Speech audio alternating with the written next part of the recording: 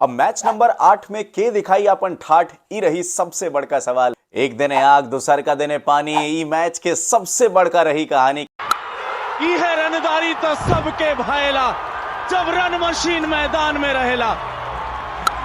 माही भैया जब मैदान में आवेलन तो गेंदबाज लोग के टीडीएस काट देवेलन। सब केहू के गोड़ छू के प्रणाम।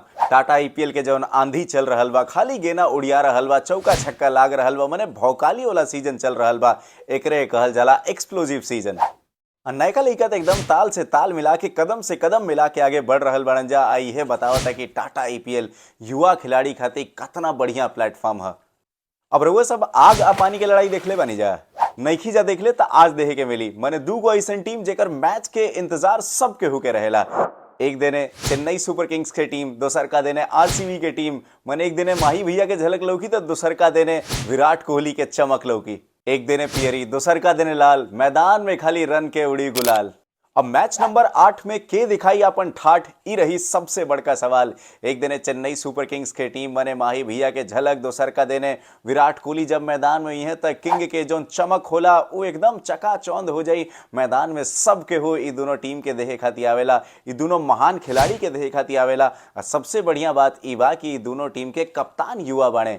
एक दिने ऋतुराज के कमान संभाले के जिम्मेदारी मिलल बा तो दोसर का दिने आरसीबी के नायका कप्तान रजत पाटीदार कितना बढ़िया कप्तानी करी है। सब केहू के नजर एकरे पर रही। अब तनी सा दिमाग पर जोर डाली जाए, एक साल पहले चलल जाओ जब ये दोनों टीम आपस में भिड़ा रहे तो नॉकआउट मुकाबला रहे। आरसीबी के टीम सीएसके के खिलाफ 218 रन बनौले रहे या फिर 27 रन से सीएसके के मात देले रहे। तका एहू बार धोनी के धाक चले होला बा कि विराट कोहली के बल्ला गरजे होला बा। सीएसके आरसीबी के बीच में टोटल 33 गो मैच भइल बा, जौना में सीएसके के तरजुई भारी रहल बा। 21 गो मैच सीएसके जीतल बा तो 11 गो मैच आरसीबी जीतल बा। एगो मैच में कोनो रिजल्ट ना आई रहे। पिछला 10 मैच के कहानी ई रहल बा कि सीएसके के 6 गो मैच में जीत मिलल बा तो आरसीबी के टीम वापसी करे शुरू कर दिले बा। 4 गो मैच में उ लोग के भी जीत भेटाइल बा। अब चेन्नई के मैदान चिपॉक में मैच बा तो फिर स्पिन टू विन वाला फॉर्मूला इस्तेमाल हो सकेला, लेकिन बल्लेबाज लोग अगर अपना मन पर आ जी हन जा तो वो लोग बढ़िया से हुक सकेलन जा। केकर देहे के मिली बल्लेबाजी में भौकाली। किंग कोहली के बैट एकदम गरजल बा। सीएसके के खिलाफ 32 गो मैच में 1053 रन बनौले बने। तो वह आरसीबी के कप्तान रजत पाटीदार भले 3 गो मैच खेलने बाड़े, 62 रन बनौले बाड़े, लेकिन 151 के स्ट्राइक रेट बा तो उनकरों से डराए के पड़ी सीएसके के। तो दोसर का देने से चेन्नई के कप्तान ऋतुराज गायकवाड़ 6 गो मैच में 125 रन। मने ई बतावत है खिलाड़ी भी तैयार रहेला। याद करें जब इस संस्करण के शुरुआत भइल तो ऋतुराज गायकवाड़ अपना बल्लेबाजी से बता दिले कि एगो कप्तान के तौर पर, एगो बल्लेबाज के तौर पर हमू एकदम गर्दा उड़ावे खातिर तैयार बनी। अब भाई बल्लेबाजी के बात हुई, भौकाली के बात हुई तो फिर माही भैया के बात काहे ना हुई। माही भैया भी 32 गो मैच खेलने वाले आरसीबी के खिलाफ 850 रन बनौले बने। स्ट्राइक रेट 140 के ऊपर बा। तो माही भैया के जो मैजिक बा वो बहुत बढ़िया चल सकेला ये मैच में। अब कौन कौन गेंदबाज अपना गेंदबाजी में गर्दा उड़ा सकेलन जा। कृणाल पांड्या पहिल का मैच में गेंदबाजी करके बता देले कि वो कितना तैयार बने तो वो सीएसके के परेशान कर सकेले। तो वह पिछलका मैच में हमनी के देखनी जाके खलील अहमद के गेना भी बढ़िया लहरात रहे, बल्लेबाज लोग के परेशान करत रहे, लेकिन सबके नजर रही एक बार फिर से नूर अहमद पर। माही भैया जब वो गेंदबाज के विकेट के पीछे से समझावत रहन ओकरा मुताबिक गेंदबाजी करत रहे और फिर 4 गो विकेट निकाल के पहिलका मैच में बतौलस कि वो नयका लइका कितना तैयार बा।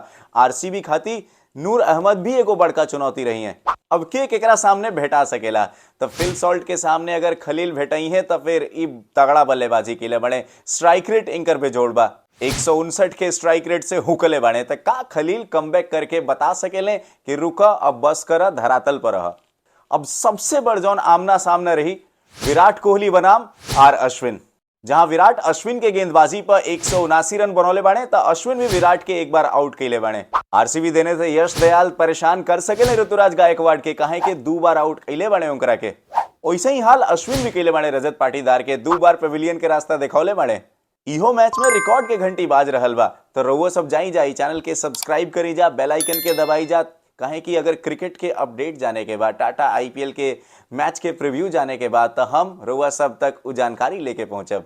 रिकॉर्ड के घंटी बाज रहल बा कि ऋतुराज गायकवाड़ के 2500 रन अगर पूरा करे के बाद टाटा आईपीएल में तो फिर 67 गो रन और बनावे के पड़ी। तो वह दोसर का तरफ सर जडेजा खाली 24 रन दूर बाड़े अपन 3000 आईपीएल रन से। एक दिन आग दूसर का दिन पानी। ई मैच के सबसे बड़का रही कहानी काहे कि जब माही भैया के झलक चेपॉक के मैदान में देखे के मिली तो फिर शोर मीटर एकदम बढ़ जाला। कुछ ना सुनाई देला भाई, अंपायर लोग के भी कुछ ना बुझाला।